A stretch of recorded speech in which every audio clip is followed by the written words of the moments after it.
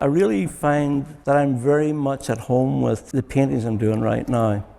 I know enough about painting now to know how to make an interesting painting, make an exciting painting out of a very mundane subject, like a couple of trees on a river, where you're not breaking a lot of new ground. But with all of the things that I've gone through in my life, it all comes out in your painting. Like, my art has come from the soul and from those experiences that happen along life's highway.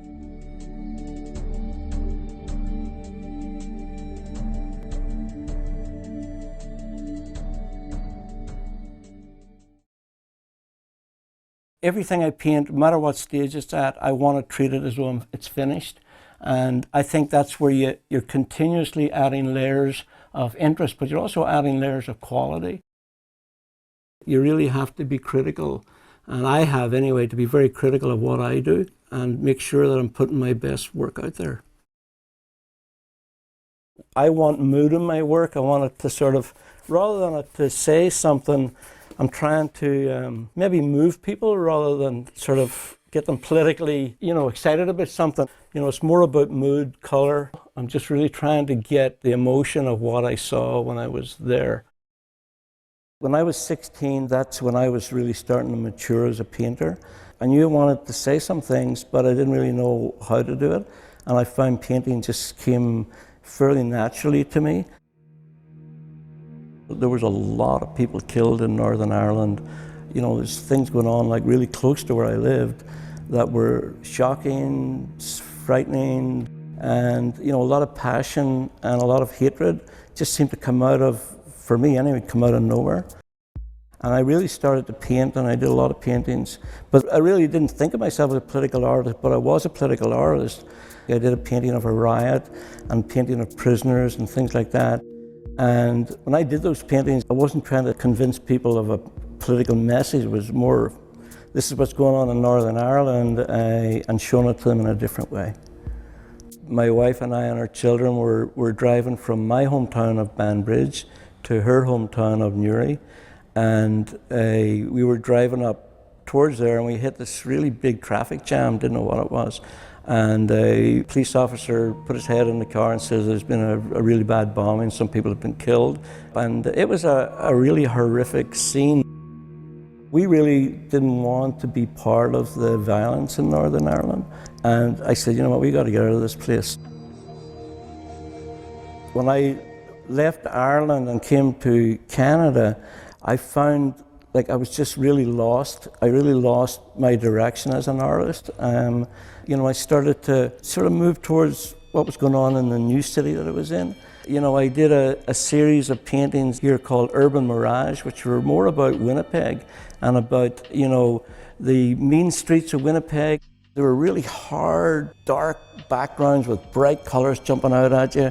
And, I felt they were very political paintings, and I felt they were strong. If I hadn't made those paintings, I couldn't be doing the work I'm doing right now. The personal tragedies that happen in anybody's life affect everybody, not just artists. We're not unique in that sense. But the biggest tragedy that's ever happened to me, to my family, is our daughter Kathy, who was a really energetic, very positive, intelligent young woman. And like me, she was a visual artist, she was a dancer. We went on holidays to Northern Ireland to see her family, and we found out that she had a non-Hodgkin's lymphoma. And when we lost Kathy, I just didn't have anything. I was just a shell. When I started painting again after losing Kathy, and I really felt, that in some kind of way I was carrying on the work that she wouldn't be able to do. And through a series of steps, I really got back into painting a realistic landscape painting.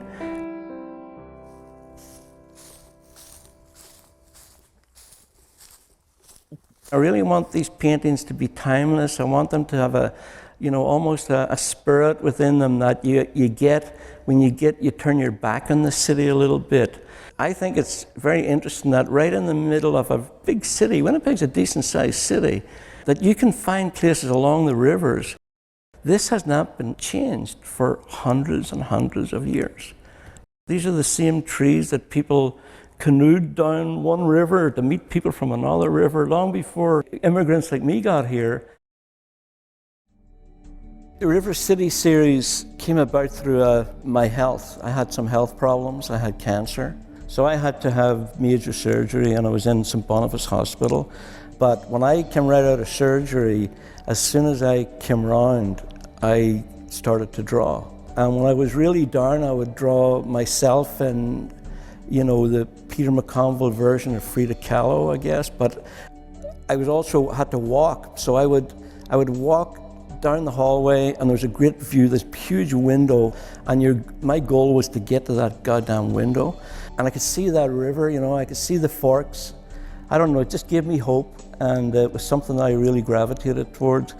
The one thing that really kept building in my mind for an idea was the city and the river, but that's where the series came from. Was the fact that I was very sick. I saw hope through that window, and I saw something I wanted, and I was determined I was going to get back out there and do it again. These landscapes are not light paintings. There's a lot of hope in them. If you don't know what it's like to pick yourself up after being knocked down to the ground a couple of times and get back into the game of life, that's what made these paintings. It's just basically that I wanted to be a celebration of life.